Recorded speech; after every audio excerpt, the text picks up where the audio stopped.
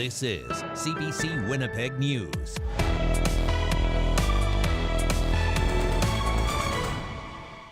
Good evening. Thanks for joining us. His inauguration is still nearly 2 months away, but Donald Trump is already raising international tensions with his policy announcements. The U.S. president-elect is threatening stiff tariffs on imports from Canada and Mexico. The move could create serious problems for the Canadian economy, including here in Manitoba. We'll have more on what it means for our province in just a few moments, but first, CBC's Kate McKenna has the political reaction.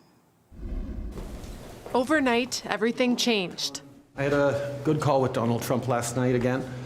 We obviously talked about laying out the facts, talking about how the intense and effective connections between our two countries flow back and forth. President-elect Donald Trump has thrown his first curveball at Canada since his win earlier this month. Yesterday, he posted online saying, "On January 20th, as one of my many first executive orders, I will sign all necessary documents to charge Mexico and Canada a 25% tariff on all products coming into the United States and its ridiculous open borders," saying tariffs would stay in place until both countries crack down on immigrants and toxic drugs illegally crossing the border. More than 3/4 of Canada's exports are sent to the U.S. Trump's proposal could be catastrophic for jobs. We cannot start a war, and we have to do everything we can to not have these tariffs. It's like a family member stabbing you right in the heart. This will be devastating to workers on both sides of the border.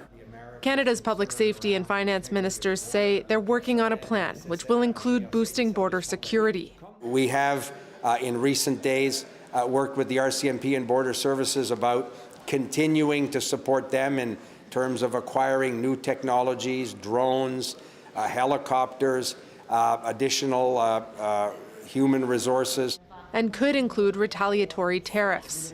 Our government will always defend the national interest.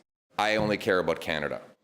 Conservative leader Pierre Poilievre says Trump's threat is unjustified, but called on Trudeau to tighten border security and stop the illegal importation of fentanyl. We trade more with the U.S. than we do with the rest of the world combined. I will do what is necessary to preserve and protect that relationship above all others. Canadian officials also say that if Trump does move forward with these tariffs, he risks hurting Americans in addition to Canadians. The Prime Minister and the Premiers are set to meet tomorrow to discuss what comes next. Kate McKenna, CBC News, Ottawa. Trump's tariff threats prompted a stark warning from Manitoba's Premier. If Donald Trump imposes a 25% tariff on Canadian goods, he says brace for a recession. But Wab Kinew says Canada can try to avoid this outcome if it moves quickly. For more, we're joined by the CBC's Ian Fraze in the newsroom. And Ian, what's Kinew saying? He says Canada has to take Donald Trump's comments seriously. The president-elect warned the high tariffs will continue until Canada and Mexico stop drugs and migrants from illegally entering the U.S. In response, Kinew says Canada must staff up the RCMP. He said this to reporters after speaking to a convention of municipal leaders. We have to respond strongly and with a message that is common sense to an American audience, that not only are we a good trading partner, but we're a good security partner as well. And so investing in RCMP resources to show that we have that ability to crack down on drug trafficking, the ability to secure the border, these are important priorities for us as Canadians. Kinew says something else Canada must do is increase defense spending to 2% of GDP. Now, Canada's promised to get there by 2032, but Trump's been critical of Canada and other NATO countries who failed to reach this target so far. So, Ian, let's switch gears a bit now to what happened in the legislature today. The PC say surgeries at the Health Sciences Centre have been cancelled. So what do we know so far? Yeah, PC health critic Kathleen Cook presented a memo that she says was sent to HSC surgeons. Now, Cook wouldn't provide the name of the surgeon she spoke with, as they feared that speaking out would cause consequences for them. But the letter warns of cancelled surgeries and no more beds. I had a conversation with a frontline healthcare professional who received this memo, and we talked about the impact that this will have on their patients and the downstream impacts that this will have on the system as a whole. This person also told me that there are people in the HSC ER today waiting for a bed that they're not going to get. There are patients recovering from surgery waiting in ORs because there's nowhere for them to go. Shared Health, which oversees HSC, has yet to respond to our request for comment. Brittany. All right, that's CBC's Ian Fraze. Thanks, Ian.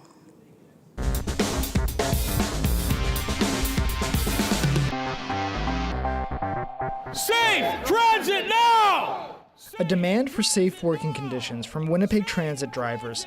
Union President Chris Scott says safety has gotten worse in the nearly 8 years since driver Jubal Fraser was stabbed to death on the job. Incidents have decreased since the city launched a new community safety team earlier this year. But Scott says there aren't enough of them to cover the entire transit system. A lot of my members are wondering where are they. They have a wide range of responsibilities, both on and off the bus. They want to see more community safety officers on the bus. They want to see transit police. They want to see anything that will help make transit safer. Last year, there were 238 safety incidents reported on buses. So far this year, there have been 201, a drop of 15%. But while assaults on drivers fell by 20%, attacks on passengers rose by 9%. The chair of the Public Works Committee says she and Mayor Scott Gillingham say the safety team is working. It's proving to be very effective. Would I like to see more? I would like to see more, but it comes down to the funding. Safety team lead Robert Christmas says his officers have been receiving positive feedback from riders and drivers. Just trying to take the resources we have and make the best impact we can. You know, a big part of the work they do is being present. As you can see, they're highly visible. In a statement, the mayor said the team was started with money from the province. Funding for next year will be included in the city's upcoming budget, slated to be released on December 11th. Cameron McLean, CBC News, Winnipeg.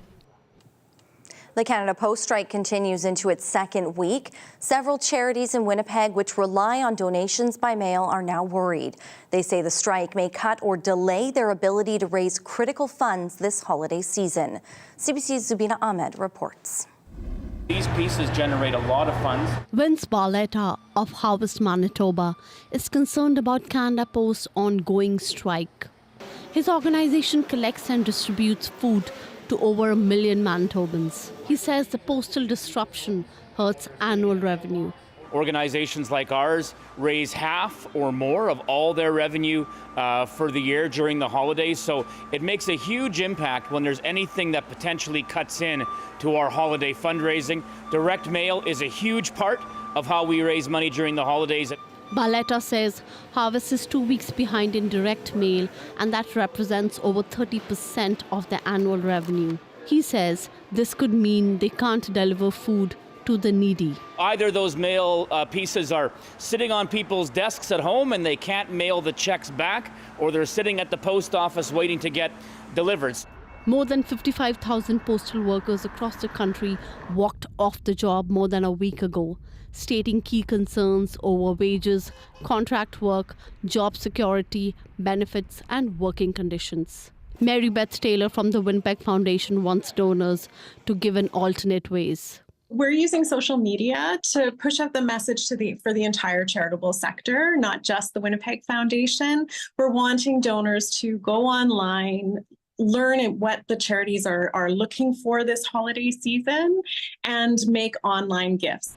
Major Al Heft from the Salvation Army says they are still gauging the impact of the strike on his organization. It's still really early in the process. It's hard for us to know at this stage in the process how far behind we might be as far as donations, but we do know that our donors are very diligent and very supportive and very faithful.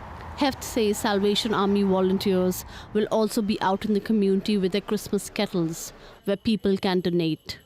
Zubina Ahmed, CBC News, Winnipeg.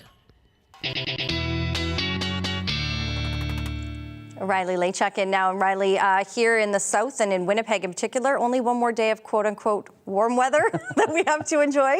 Seasonal weather for this time of the year. And then, yeah, there's a change on the way, and a pretty substantial change in our pattern. High temperatures today, -6 at the airport, up to -5 downtown this afternoon. You can really see where that cloud deck, that stratus cloud, has been keeping us under a bit of a blanket across eastern Manitoba into northwestern Ontario. Compared to these temperatures to the west of us, -16, that's as good as you got in Melita today, -19 in Roblin. So yes, some much colder air to the west and certainly into Saskatchewan, and we'll get a bit of a taste of that as we get into the next few days here as we start to see things shifting around a bit. Bit of snow from Saskatchewan moving into Manitoba could bring us a few flurries as we get through the overnight period in southwestern Manitoba, but by and large, we're staying cloudy through the overnight period in Winnipeg, -10 overnight tonight. I'm thinking and I'm hoping we get a couple peaks of sunshine as we get into the afternoon tomorrow, Brittany, and we're looking at a -7. I'll have your long range coming up. Thank you, Riley. You're welcome. Well, is it high time police wear body cameras in Winnipeg? Why advocates are reigniting that call. That story and more when we return after the break. You're watching CBC Winnipeg News. Stay with us.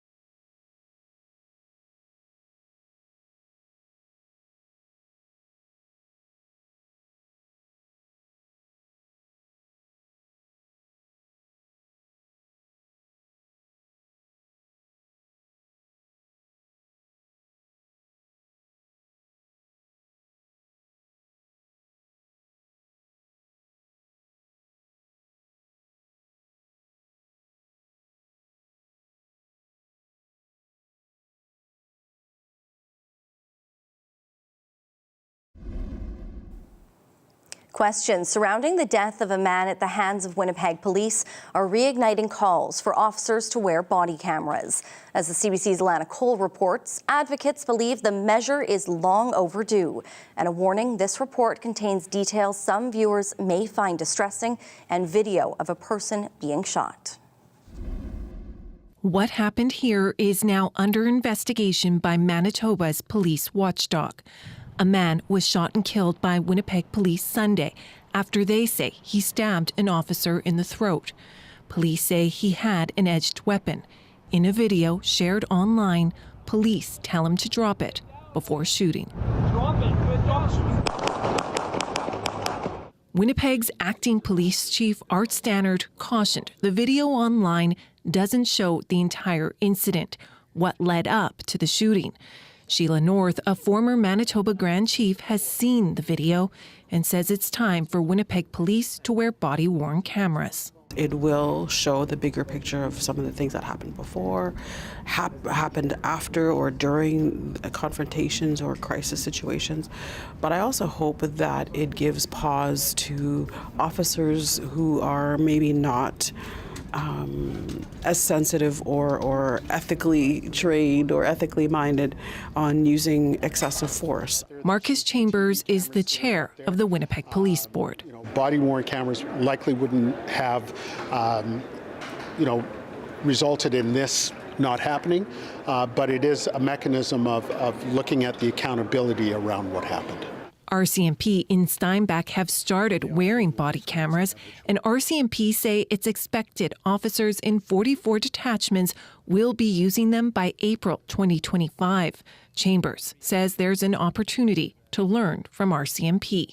Cash Heed, a former chief of the West Vancouver Police Department, says he's a strong advocate for the cameras. At any time where you have a possible engagement with the public or with a suspect, the use of body cams will capture those moments right from the outset, right to the conclusion of the event. And then we will have a clear picture of what is taking place. North says she wants to see Winnipeg's police board take action now. They need to get on board to get it done. We see it happening in other jurisdictions. Manitoba RCMP are also on board with it and trying it. The search is underway for a new police chief in Winnipeg. North says body-worn cameras should be a priority for whoever ends up with the job. Alana Cole, CBC News, Winnipeg. A 20-year-old Steinbach man has been charged with 2 counts of luring a child. The RCMP arrested Tyson van den Bosch in August for communicating online with minors for a sexual purpose. Investigators analyzed data from devices they seized and located several victims they've been unable to identify. Detectives say the Snapchat account used by van den Bosch is drifting_TY101. They released this image of the avatar they allege he used on the social media platform. A new community workshop in Dauphin wants to be an incubator for local creatives and entrepreneurs. CBC's Chelsea Kemp reports on the town's makerspace coming this spring.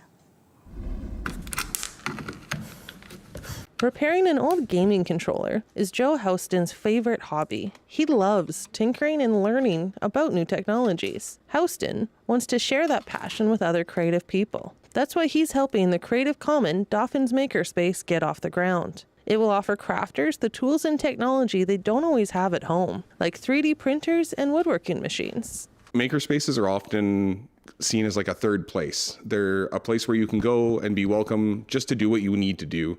It's a launch pad for innovation, entrepreneurship, and a place where you can gather and share ideas. The building that will house the Creative Common still needs renovations. It recently received an $80,000 grant from the provincial government. That means it can open its doors this spring in the heart of downtown Dauphin. The city's economic development manager, Martine Van Loun, says when it opens, people can use the space and tools if they buy a monthly membership. Members can meet up and learn as they go, working on hands-on projects. The Makerspace is also partnering with other organizations to help entrepreneurs who can't afford a membership. It's proven in other communities to be really good for entrepreneurship.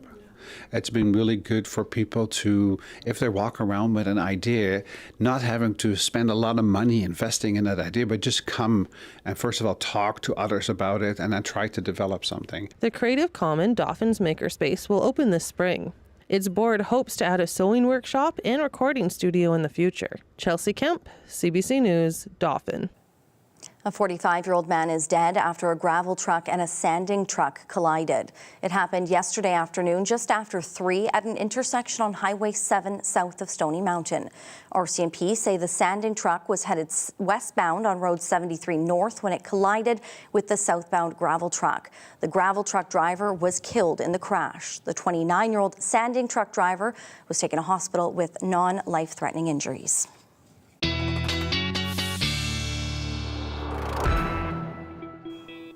Riley is back, and Riley, you've been warning us that cold is coming, so we should be prepared when that hits on Thursday. Yeah, certainly not as cold here in the Red River Valley as we're expecting into parts of Westman and certainly into Saskatchewan. I was looking at some of the overnight temperatures in Regina, for example, getting down to minus 31 overnight Friday morning into central parts of Saskatchewan into the mid minus 30s. Okay, so we're lucky. Yes, not that cold here, but it certainly will be closer to normal, cooler than normal for most of us in Manitoba into the weekend. So having a look at our upper level winds right now, a few things at play for us here. You can see how the jet stream has started to sink a little bit further to the south once again today.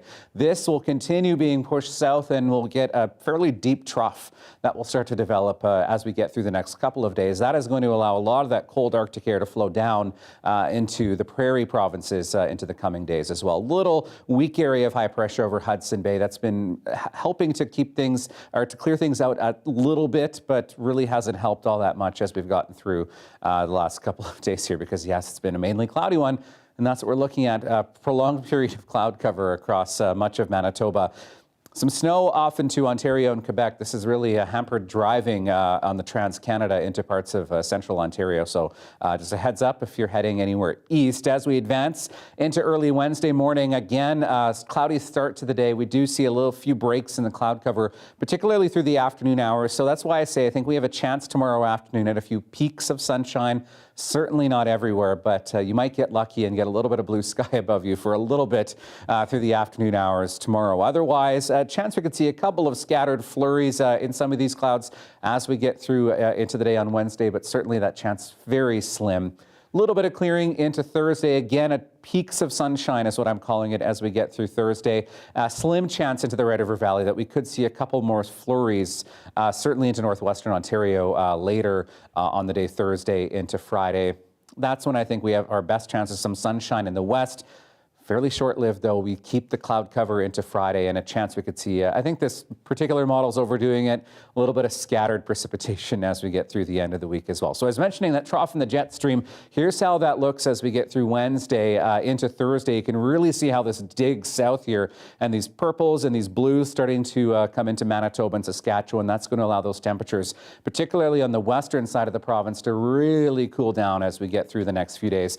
Look at our high temperatures, really cooler than seasonal for this time of the year for the next several days at least, and that's what we're looking at as we get into the morning and into the afternoon. Once again, -7 for Wednesday, -12s and -13s though, Brittany, as we get into the weekend. Getting ready to plug in that car. Exactly. Thanks, Riley. You're welcome.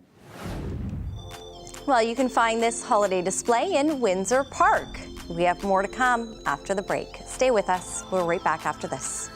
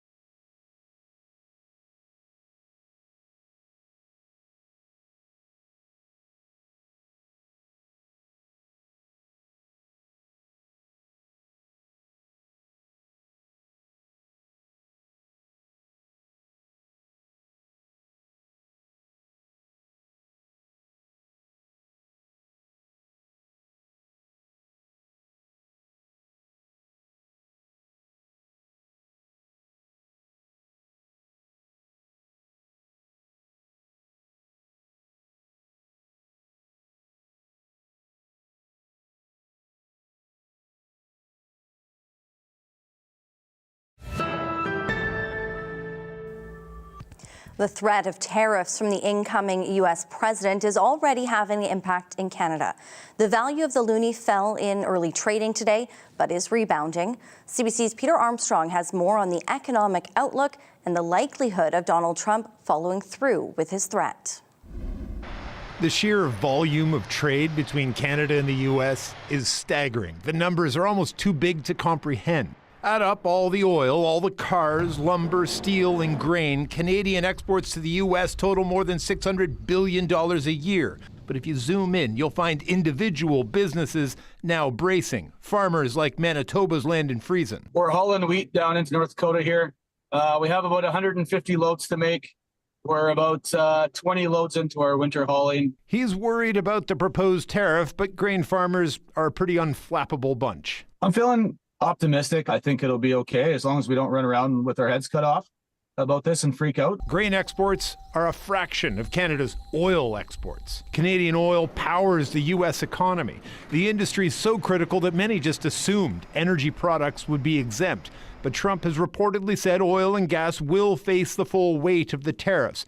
In such a deeply intertwined economy, that will drive up costs for American consumers. Of all the allies around the world, nobody is more economically and commercially aligned than Canada and the U.S. That's a strength here. Canada imposed retaliatory tariffs on the U.S. the last time Trump was president. But a big part of the Canadian response then was showing how U.S. tariffs on Canadian products impacts Americans. After all, a tariff is like a tax. It's paid by American businesses and consumers who import products. It would be a really substantial hit to both American consumers and American manufacturers. This trade expert says Americans support the idea of tariffs, but don't necessarily realize the cost. It may be the need to touch the hot stove, and people, when they get their grocery receipts, and see it's a little bit more expensive all of a sudden, well, maybe they'll learn the lesson there. And he says he crunched the numbers and found this kind of sweeping tariff would be like imposing a $210 billion tax hike on Americans themselves. Peter Armstrong, CBC News, Toronto. Along with Canada and Mexico, China is facing the threat of U.S. tariffs. Trump says he plans to add to the fees already being levied on Chinese goods. So far, the reaction from Beijing officials has been restrained. CBC's Crystal Gamansing reports. President-elect Donald Trump rattling many political cages with talk of tariffs. When it comes to the Chinese reaction, we are seeing an alignment of talking points regardless of where the official is positioned around the globe. In Beijing, officials are focusing on their attention, saying they are working to maintain an open dialogue. Worth keeping in mind here that the U.S. market is one of China's top markets when it comes to export. So it is hugely important to their local economy. When we heard earlier in the day from China's ambassador to Australia, he highlighted the fact that these tariffs could affect bilateral relations, but very much taking a calm and cordial tone. First thing most for us to do perhaps is to continue the good relation and momentum between our two countries and see what we can do together. The U.S. policy on trade with China, with other countries as well, will have impact. And that is really an important element that we have to consider. In a statement, a spokesperson for the Chinese embassy in the United States made a point of saying that no one wins in a trade war or a tariff war. Now, in his comments on his social media page, Truth Social, Trump made a point of saying that he would impose an additional 10% tariff on imports coming from China until it stops the flow of illegal drugs into the U.S. Now, what he's talking about there is chemicals that are produced and sold that are used in the making of fentanyl. Beijing has said that it has already taken steps to address this and to curb the drug trafficking trade that goes into the U.S. when it comes to these substances. They say that there was an agreement signed over a year ago between President Xi Jinping and President Joe Biden. So they say they are already taking steps to address this. But of course, the notion of a 10%, an additional tariff of 10% on Chinese goods going into the United States could have a major impact for the Chinese economy. Crystal Gamansing, CBC News, London. The postal strike is having an unexpected impact on some Canadians, including one family's ability to bury their father's remains here in Manitoba. The daughter says her dad's ashes are stuck in a postal facility on the other side of the country. And with the strike showing no signs of ending soon, she's growing more worried by the day. Pinky Wong has the details. Emily Wallstrom has been impatiently waiting for her father's remains to arrive in Montreal. She learned about her father Dennis Wallstrom passing on October 23rd. Her dad died in Surrey due to a lung disease. Wallstrom was in the Philippines at the time and scrambled to arrange for her father's cremation and the mailing of his remains to her home in Quebec. She was told the Postal was sent on November 12th and would get to her by the 20th. That changed when Canada Post workers started their job action and left her father's remains in limbo. It's a terrible feeling to not know where he is. It's just picturing him, his remains in some abandoned sorting facility where no one is.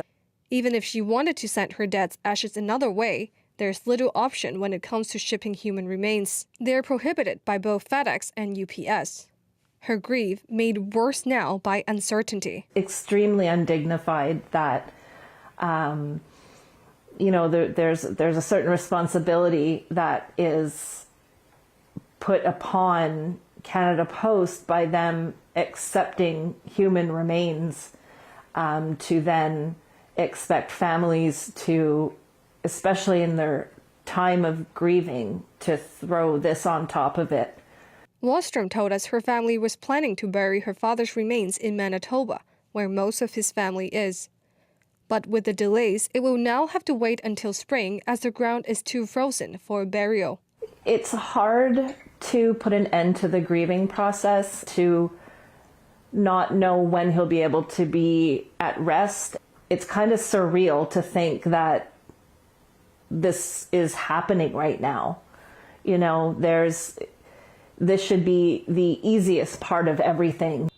In a statement, Canada Post says this is a difficult situation and they sympathize, but said once the strike ends, secured mail and parcels will be delivered on a first-in, first-out basis. CBC News reached out to the Canadian Union of Postal Workers for a comment, but did not hear back. Wallstrom and her family are hoping Canada Post can review and prioritize packages that contain human remains so others like her can be reunited with their loved ones as soon as possible. Pinky Wong, CBC News, Vancouver. You've probably noticed that a trip to the meat counter for beef is costing significantly more these days.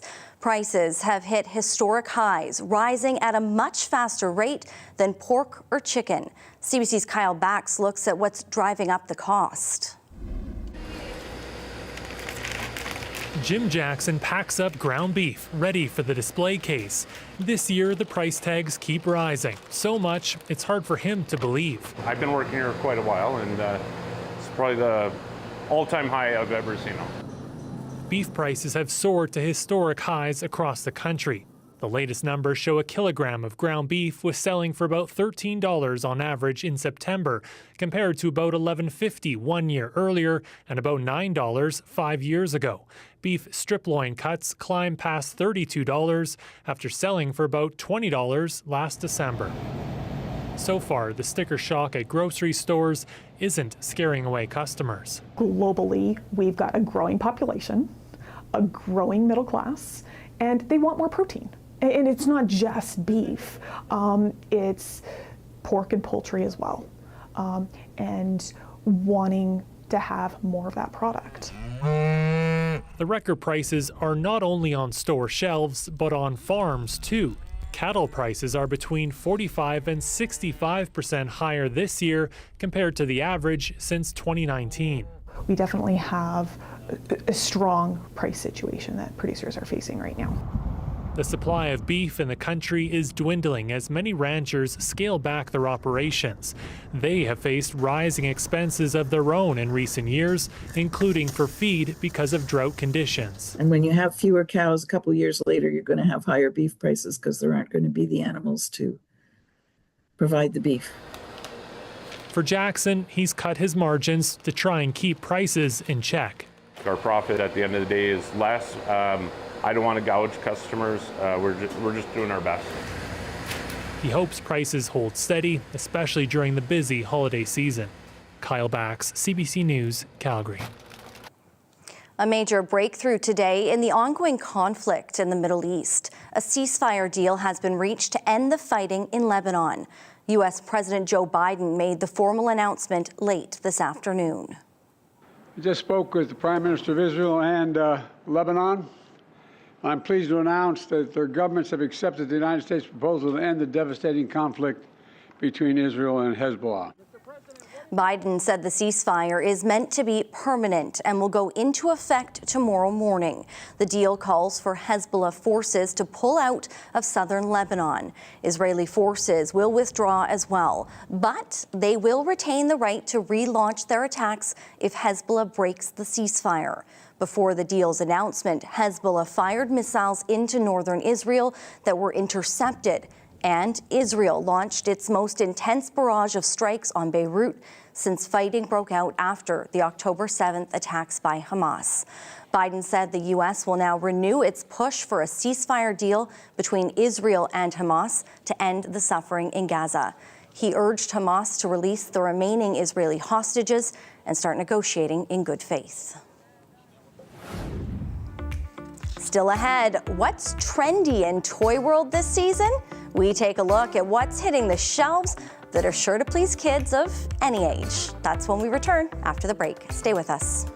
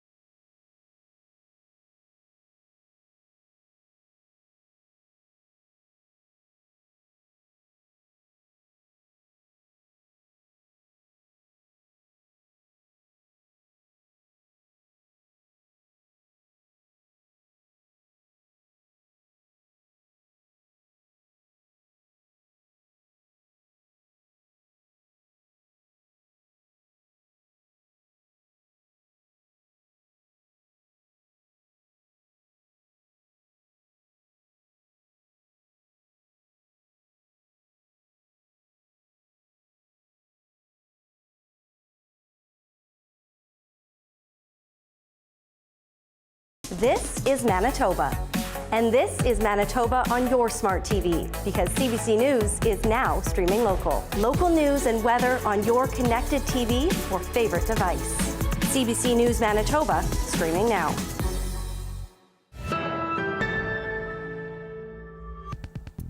With Christmas Day less than a month away, stores have been busy stocking their shelves with toys and gadgets for all ages. CBC's Sana Choi checks on which items are most popular this year. The holiday season is here, and for the kids in your life, there's no doubt that Santa is making his list and checking it twice. So what are the most popular toys this year? We're about to get some advice to hear what's on trend. The biggest thing for me right now, I will tell you, the biggest, is jelly cats. I cannot keep them in stock. We keep getting told by people we have the biggest selection in the city. So one of our hot items right now, as I told you before, is that RC, like remote controls, are huge, but this new gecko is so cool. So it's got a remote control and it will go on a wall, goes back and forth, it turns. We do a lot of growing kits. So we have a lot of variety here. We have like a dinosaur growing kit, and we have unicorns, princesses, really popular. So what they do is they put the seeds in the bottom, and then they have these little figurines that they put inside so they can watch their little plants grow. But one of our best sellers is definitely the Deer Diary. This one here is about a 6+, and it comes with a key and it comes with a lock, which children love. But what's nice about it is you get all the different stickers, all the different gems, and they can decorate the front of their diary, and then they have their own little diary that they can lock and keep all their hidden secrets inside of. Another popular toy, and one that's been on lists for decades, Lego. People come to Play Value from all over the region because of its massive selection of Lego inside this building. People that will drive from Kingston. I've had customers come from Montreal to check out our selections. Store owner and manager Janet Jones has been selling toys for 38 years. Disney Princess, and then on this side you'll see Ninjago. We carry a lot of Playmobil, is very popular because it's great for imaginative play. We do Brio, which is the wooden train sets. We do Bruder, which is a German company, and they do all kinds of tractors and trucks and construction vehicles that are a 1/16 scale. A lot of STEM science activities. Puzzles are huge. Again, from kids right up to adults. We sell right up to a 40,000 piece puzzle. So whether the kids on your list have been naughty or nice or somewhere in between, there are lots of ideas and still a little bit of time to get your shopping done. Sana Choi, CBC News, Ottawa.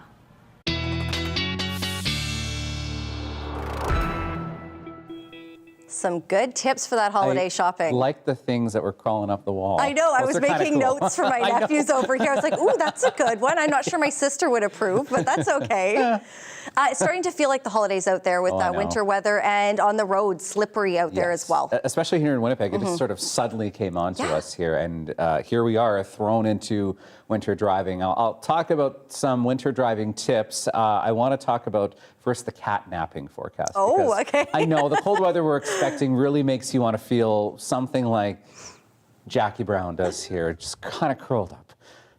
Think sunny thoughts, even though it's cloudy outside. Thanks, Tim, for sending this picture in. Talk back at cbc.ca. So we are looking at a cloudy start again, -9, which means especially as we're seeing some of this light snow, some of the scattered flurry activity, we could get into a situation again where we see a little bit of ice, maybe some drifting snow on some of the highways, although winds staying fairly light overnight into the morning hours, west winds at 10. Not too much of a breeze tomorrow either, -7 by the afternoon, and we're looking at the clouds hanging around, although I have been saying expect some peaks of sunshine throughout the day for your Wednesday. And yes, this does want me to give out some reminder here about winter driving conditions, because it's been a little while since we've had to endure some of those winter conditions here in Winnipeg with some of the slippery bridges, some of the ice first thing in the morning. One thing that I will remind you of is to check your tires for not only tread, but make sure that you've got enough air in your tires, especially as we go through some of these freeze thaws and we get the cold mornings and some of the warmer afternoons. Another big one, make sure you remove some of that ice and that snow so you can see where you're going and you can see other people and pedestrians and vehicles. And this is a big one here too. If you're skidding, if you're on a patch of ice on a highway, take your foot off the gas, look where you want to go, and steer. Just make sure you stay calm. That's my tips for you today. We are looking at mainly cloudy skies, a bit of clearing in the west. This is where we've seen some colder temperatures throughout the day today, and we're looking at another cool night tonight through western Manitoba, around -20 for Verdun and Melita, -8 in Peguis, -10 overnight tonight in Winnipeg, and right around -10 with a few scattered flurries into northwestern Ontario. I know we did see a little bit of freezing drizzle through the afternoon in Kenora. -14 in Thompson, cloudy, -12 in the Gillam region, -14s to start the day. Again, a chance of an isolated flurry along this western side of the province, Lynn Lake down through the Pas. Otherwise, we're into a mainly cloudy sky with some sun through the afternoon, some peaks of sunshine in Thompson, -13 by the afternoon. Into southern Manitoba, mostly cloudy once again. Temperature staying below seasonal in the western part of the province, up to -11 by the afternoon. In Brandon and Brittany, we're looking at a -7 tomorrow afternoon in Winnipeg. All right. Thank you, Riley. You're welcome. Anti-poverty advocates are urging the Manitoba government to cut child and family poverty rates in half within the next 3 years. It comes after a national report says the province continues to have among the highest rates of child poverty in Canada. A Winnipeg-based group that works with families, children, and youth says the province needs to move faster on making positive change.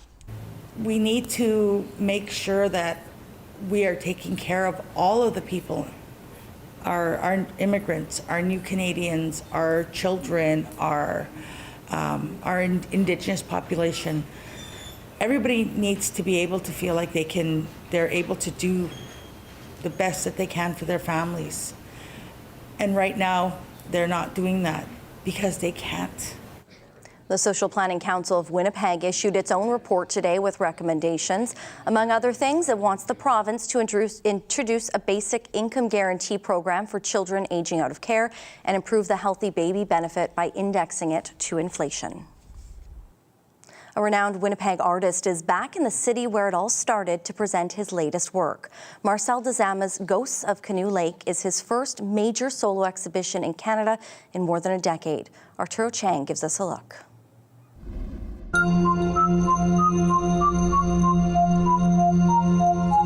I'm here at the Plug-in Art Institute for the opening of Ghosts of Canoe Lake with hometown artist Marcel Dezama.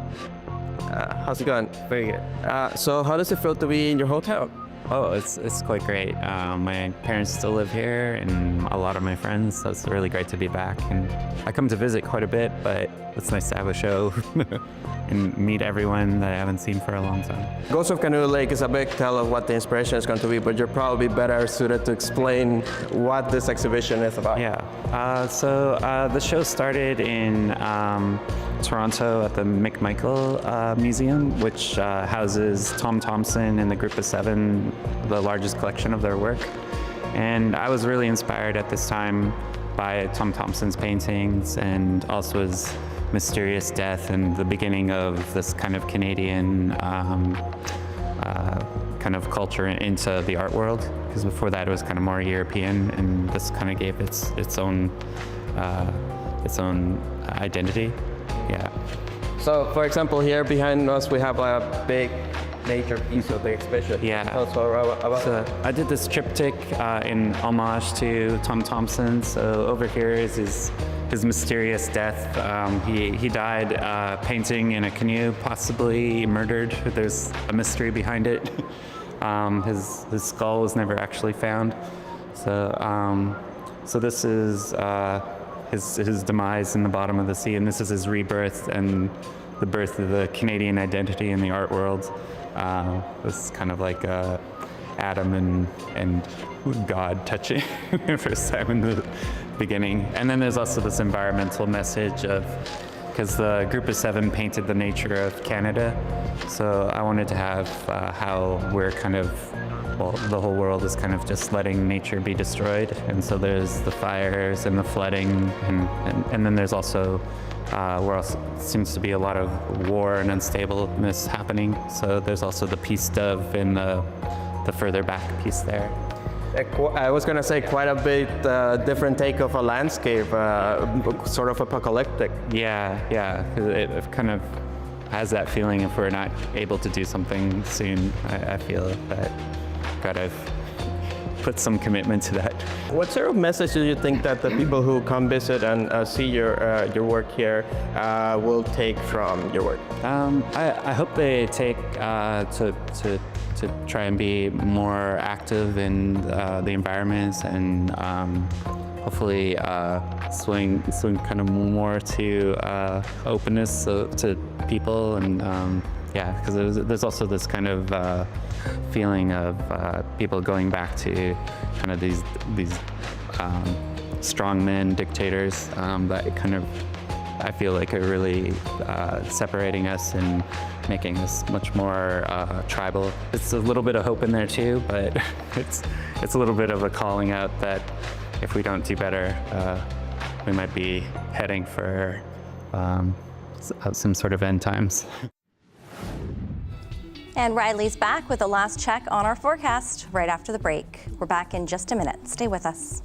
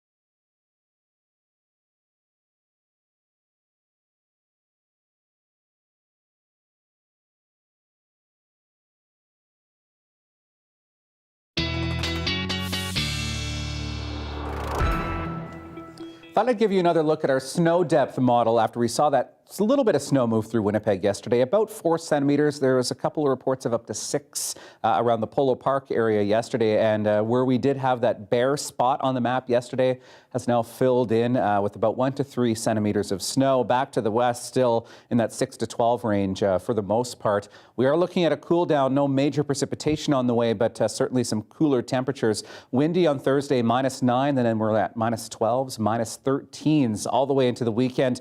Not a lot of sunshine, but a lot of clouds over the next few days. We likely will see a little bit more sun on Monday at this point, with a high of -12 and -11 on Tuesday.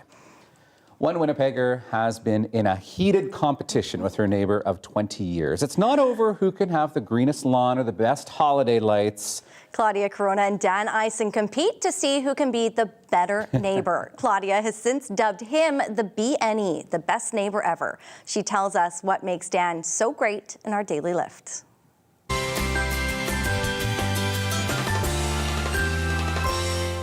I call him snow blower, lawn mower, clover grower, furnace ranger, tire changer, garage rearranger. So I think some of those things, it's sort of like classic, or what I think neighbors events should be. So what did it mean to you to be able to dub Dan best neighbor ever, and even today to be able to tell Manitoba about Dan? I didn't want to let him down because he chose me, and he is the best neighbor ever. He's the best friend ever. He's my chosen family. And so this is an absolute thrill that this came out of a love sort of speech. There's traditions you guys actually have as well, right? So what are some of the traditions you have? Well, he's also, one of those lines was the Christmas gift stasher, because he would stash Santa Claus gifts and then come over and help us, and him and his now wife Desiree. They built the Barbie dream house, and I mean, they took the decals out, they opened it up, they set it up like Barbie had been living there for 10 years. And so right down to hiding gifts and celebrating Christmas Eves for years with us and our family and all the milestones. When life gets so difficult, I think it's important that we take care of each other, especially when the ones we live so close to. There's so much division in this world. It is so nice to see neighborly love like that. So, Claudia, Dan, we love to see it. Best neighbor ever. I hope that continues. Yeah, really if you've got a great neighbor, let us know, because I love hearing those stories. Yes. We all wish we had neighbors like that. Right? Have a wonderful night. Stay safe, stay warm. We'll see you here tomorrow.